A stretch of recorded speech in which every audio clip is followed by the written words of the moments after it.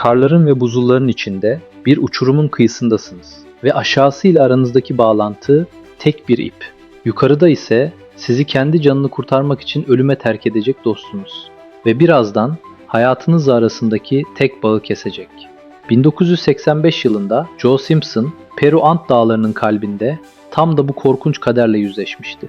Bu sadece bir dağcılık kazası değil, insan azminin bittiği yerde başlayan, tıbbın ve mantığın açıklayamadığı bir hayatta kalma öyküsü.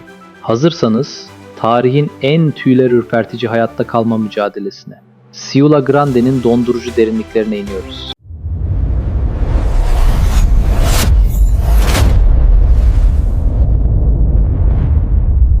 Joe Simpson ve Simon Yates. İkisi de 20'li yaşlarının başında yerinde duramayan, tehlikeli maceraları bir hayat amacı olarak benimsemiş iki İngiliz dağcıydı. Hedefleri Peru'daki 6344 metrelik Ciula Grande'nin o güne kadar deneyimli dağcıların bile tırmanmaya cesaret edemediği batı yüzüydü. Neden kimse cesaret edememişti? Çünkü burası yamaç boyunca dikey buz duvarları, her an çökme tehlikesi olan kar saçakları ve tahmin edilemeyen fırtınalarıyla bir ölüm tuzağıydı. Joe ve Simon yanlarına sadece en temel malzemeleri alarak hafif yük bir tırmanış seçtiler. Yanlarında ne bir telsiz ne bir kurtarma ekibi vardı.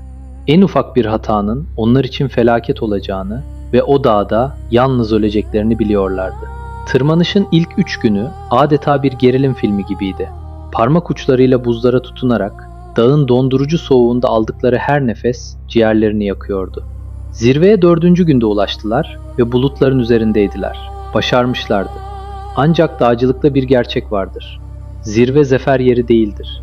En büyük mesele o zirveye çıktıktan sonra yine sorunsuz inebilmektir. İniş başladığında hava aniden değişti. Gökyüzü gri bir çarşaf gibi üzerlerine kapandı. Şiddetli fırtına başladı ve görüş mesafesi birkaç metreye düştü. Ve Joe o anda hayatının en büyük hatasını yapıyor. Bir buz kütlesinden destek alırken buz kırılıyor ve dengesini kaybedip boşluğa düşüyor. Bacağı bir kayaya çarparak kırılıyor. Acı içinde bağırırken Simon hemen yardımına yetişiyor. Ama durum hiç iç açıcı değildi. Joe'nun sağ kaval kemiği diz ekleminin içinden yukarı doğru fırlamıştı. Bu başlarına gelebilecek en kötü şeydi. 6000 metrede bir kırık bir bacak demek aslında bir cesetle aşağıya inmek demekti. Simon'un düşüncelerinde tek cümle vardı. Buraya kadarmış. Buradan sağ çıkamayacağız. Ama Simon arkadaşını bırakmaya niyetli değildi. İmkansız olan kurtarma planına karar verdi. Simon 2 adet 45 metrelik halatı birbirine bağlayarak 90 metrelik uzun bir iniş hattı oluşturdu. Joe'yu bu iple aşağı sarkıtıyor. Daha sonra kendisi iniyor ve bu işlemi defalarca tekrarlıyorlardı. Acı verici, yavaş ve ölümcül bir süreçti. Derken yine bir talihsiz olay daha gerçekleşiyor. Joe bir uçurumun kenarından boşluğa düşüyor. Bir buz çatlağının üzerinde havada askıda kalıyor. Simon yukarıda, karın içinde halatları sağlamlamaya çalışıyor. Ama Joe'nun ağırlığı onu da uçuruma çekiyordu. Bir şeyler yapması gerekiyordu. Bu şekilde daha fazla bekleyecek durumda değillerdi. Bağırdı, ağladı ama fırtına tüm sesleri yutuyordu. Simon, arkadaşının öldüğünü düşünmeye başladı. Çünkü tüm seslenmeleri karşılıksız kalıyordu. Eğer halatı kesmezse ikisi birden binlerce metrelik boşluğa düşecekti.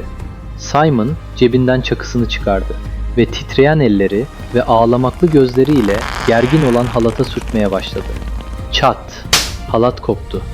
Joe buzul çatlağının karanlığına, Simon ise geriye savrularak karların arasına düştü.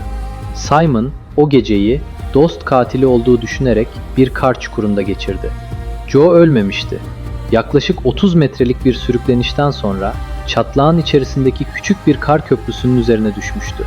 Kendine geldiğinde ilk gördüğü şey ucu kesilmiş olan halat oldu. Simon'ın onu bıraktığını anladı. Ama ona karşı bir nefret beslemedi.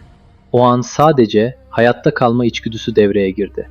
Yukarı tırmanması imkansızdı. Buz duvarları pürüzsüz ve dikeydi. Joe akıllıca bir karar verdi. Yukarı çıkmak yerine o çatlaktan daha derinlere inmek. Karanlığın içine, buzulun derinlerine doğru kendini bıraktı. Kayarak ilerlerken bir ışık hüzmesi gördü. Buzulun altından bir çıkış vardı. Işığa geldiğinde dışarıdaki dondurucu soğukla karşılaştı. Ama asıl zorluk yeni başlıyordu. Joe'nun önünde sadece 8 kilometrelik bir mesafe yoktu. Önünde sağlam bacakla bile geçilmesi imkansız, devasa kayalarla ve jilet gibi keskin buzlarla dolu bir labirent vardı. Bacağının durumu artık sadece kırık değildi. Dokuları da zarar görmeye başlamış, kangren olmaya başlamıştı. Vücudu susuzluktan adeta kurumuş bir toprak gibi olmuştu. Ama Joe pes etmedi. Kendi bacağını sırt çantasında bulduğu matla bir tahta gibi sabitledi ve o korkunç, zorlayıcı ve acı dolu yolculuğa başladı. Ayağa kalkamıyordu. 8 kilometreyi yolu kırık bacağını arkasından sürükleyerek sadece kollarının gücüyle geçmek zorundaydı. 3 gün boyunca aç, susuz ve bitkin halde bazen acıdan bilincini kaybedip karların üzerinde bayılarak, bazen susuzluğunu gidermek için karları yiyerek ilerledi. Geceleri dondurucu soğukta halüsinasyonlar görüyor, yanındaki kayaları arkadaşları olarak görüyor, onlarla sohbet ediyor. Zihninde ise garip bir şekilde sürekli Boney M'in neşeli bir şarkısı çalıyordu. Bu şarkı bir yerden sonra Joe yaşama tutunma şarkısı gibi olmuştu. Hatta bir yaşam marşı haline geldi. Her nakarat onu hedefe bir adım daha yaklaştırıyordu. 3. günün sonunda artık kampı uzaktan görebiliyordu ve görme mutluluğu ile son enerjisiyle hızla kampa doğru süründü. Kampa ulaştığında artık bir adım bile atacak hali kalmamış, perişan bir haldeydi. Simon ve Richard, Joe'nun öldüğünden o kadar emindiler ki yasını tutmuş ve Joe'nun kalan son eşyalarını yakarak kamptan ayrılma hazırlıklarına başlamışlardı. Joe, kampın ışıklarını gördüğünde son bir gayretle bağırdı. "Simon!" Bu ses bir insanın değil, adeta mezardan yükselen bir hayaletin sesiydi. Simon çadırdan dışarı fırladığında gördüğü şeye inanamadı. Bir süre hareketsiz kaldı. Karşısında çamur, kan ve buz içinde tanınmaz halde sürünerek gelen biri duruyordu. Öldüğünü düşündüğü dostu yaşıyordu ve o kadar yolu kırık bacakla aşmayı başararak geri dönmüştü.